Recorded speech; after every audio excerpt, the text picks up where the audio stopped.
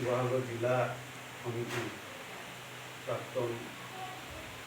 সভাপতি মাননীয় শ্ৰীযুত বৰগোহাঞিদেৱ, ডিব্ৰুগড় অনাতাঁৰ কেন্দ্ৰৰ শিল্পী পৰমেশ্বৰ ৰাজুৱা ডাঙৰীয়া, বাবা কৰ্মী ডাঙৰীয়া আৰু এগৰাকী শিল্পী মনৰ ব্যক্তি চেনিৰাম কৰ্মী ডাঙৰীয়া আৰু তিৰুজালি নাগৰু মনীষ প্ৰমুখ্য কৰি আজি এই অনুষ্ঠানত উপস্থিত থকা শিৱদেৱৰ পৰিয়ালবৰ্গ, আজি সঁচাকৈয়ে এটা সৌভাগ্যৰ কথা বুলি মই ক'ব বিচাৰিম যে শেহতীয়াকৈ মোক বন্ধুবৰ চেনিৰাম কৰ্মীদেৱে ক'লে যে নাজিৰাৰ পৰা আহোঁগৈ বলক বুলি। তেনেকুৱা মই ইয়ালৈ আহিব লাগিব বুলি গম পাই মই এনেকুৱাকৈ আয়োজন হৈছে বুলি নাজানো, তথাপিতো ইয়াত আহি হয়তো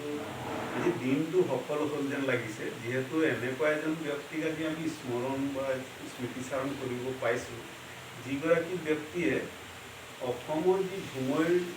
নৃত্য গীত, ঝুমুৰ নাচ গান যিটো প্ৰতিষ্ঠা কৰা ব্যক্তিসকলৰ অন্যতম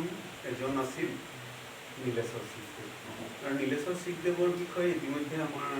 গগৈ ছাৰে বিতংকেই কৈছিল, তথাপিতো মই এটা কথা ক'ব বিচাৰিম, তেখেতৰ গীতৰ কলি এটা অসম সাহিত্য সভাৰ বৰাকৰ পলাশ বিচাৰি বৰাকৰ পলস বিচাৰি অনুষ্ঠান এটা কৰিছিলে মাননীয় ৰংবং তেৰাং ডাঙৰীয়া সভাপতি হৈ থাকোঁতে। সেই 25জনীয়া দল এটাত ময়ো মানে